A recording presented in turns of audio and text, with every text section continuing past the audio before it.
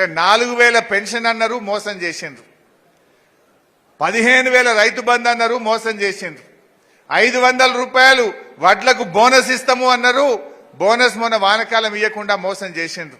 2 లక్షల రుణమాఫీ అన్నారు, మోసం జరిగింది. మెగా డిఎస్సి మొదటి కేబినెట్ లోనే అన్నారు, మోసం చేసిండ్రు. ఇట్లా చెప్పుకుంటూ పోతే అన్ని ఒక గోబల్స్ ప్రచారం చేసిండ్రు. ప్రజలకు గ్యాస్ కూడా ఉన్నది, ఇస్తే కాదు ఒకటో రెండో ఇచ్చేట్టున్నారు గా చిన్నయి, రేపో మాపో. అయితే 2,500 ఇవ్వాలి కదా చెల్లే.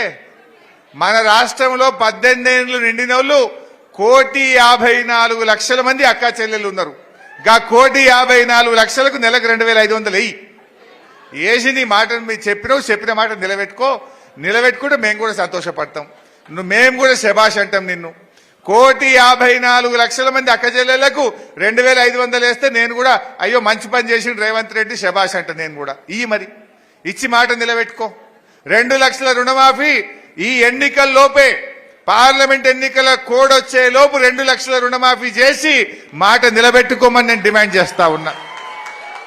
పార్లమెంట్ ఎన్నికల కోడ్ వచ్చే లోపు ఈ నెల పెన్షన్, ఇప్పుడు మనం ఈ జనవరి నెల పెన్షన్ 4,000 రూపాయలు ఇచ్చి మాట నిలబెట్టుకో అని చెప్పి నేను డిమాండ్ చేస్తా ఉన్నా.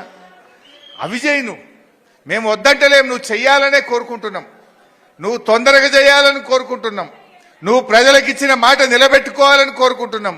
నిలబెట్టుకోకపోతే ప్రజలే నిర్ణయిస్తారు కదా, జనం నిర్ణయించరా?